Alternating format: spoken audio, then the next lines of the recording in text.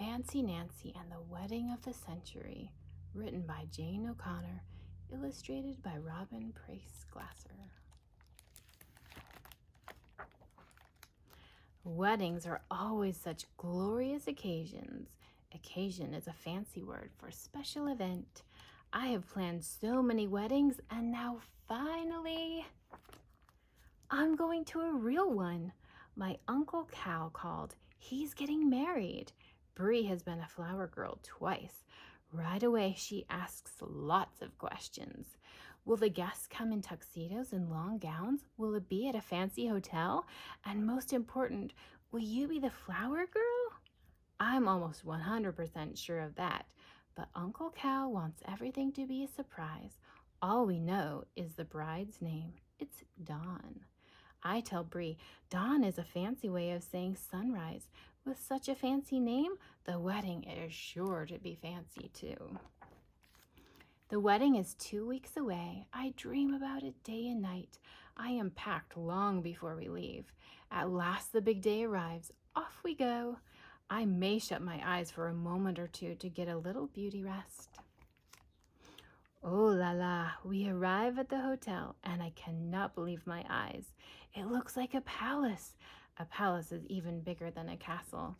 There is a pool as large as a lake and the world's longest water slide. I spend the afternoon at the beauty salon, and I am the flower girl. Jojo gets to hold my train.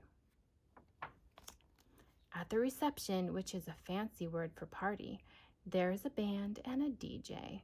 We all dance the night away. It is the wedding of the century. All of a sudden, I hear my mom calling, Nancy, Nancy, we're here. Wake up. Say what? Was I dreaming the whole thing? When I get out of the car, I cannot believe my eyes. We are in the wilderness. Suddenly, I have a terrible feeling that my wedding will not be like the one in my dreams. I am the flower girl, right? I ask my mom. No, it's just the bride and groom, she says. My mom explains that Uncle Cal and Dawn want a wedding that is informal, non-traditional. I realize right away that those are fancy sounding words for plain. Plain. But I get to stay up until midnight at the reception? I ask my dad. Actually, the wedding is in the morning with breakfast after. My dad rubs his hands together and smacks his lips. Pancakes. Breakfast? Breakfast is the least fancy meal of the day. I try very hard to conceal my disappointment.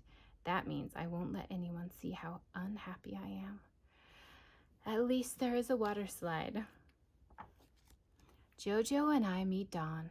I like collecting unusual pebbles, Dawn tells us. Want to help me find some? Mais oui. Of course we would, I say. Oh la la, here is a big one in the shape of a heart. It's translucent. That means you can see right through it, I explain to Dawn. I give Dawn the heart pebble because she and Uncle Cal are in love. I will keep this forever, Dawn says. Oh, the pebble can count as something new. Dawn explains that brides have to have something old, something new, something borrowed, and something blue on their wedding day. It's a tradition. But our mom said the wedding is non-traditional, I say. You're not doing the usual things. Dawn smiles. That's true, but I like this tradition, and all I need is something borrowed. No problem, I say. I can let you borrow something. Dawn comes back with us to our cabin. I find something absolutely perfect for her. That night there is a party. I get to stay up past midnight. I never knew the wilderness was so noisy. An owl hoots, crickets chirp. At last I fall asleep. It seems like only a minute later I have to get up and dress for the wedding. Of all the guests, I am the fanciest by far. Here comes the bride. Dawn is beyond beautiful. She is exquisite, breathtaking, ravishing. Can you guess what she borrowed from me? During the ceremony, we all weep a little because that is what you do at weddings. It's a tradition. Uncle Cal and my new Aunt Dawn kiss just as the sun is coming up. I've changed my mind. There is nothing more glorious than a non-traditional wedding. Last one in is a rotten egg.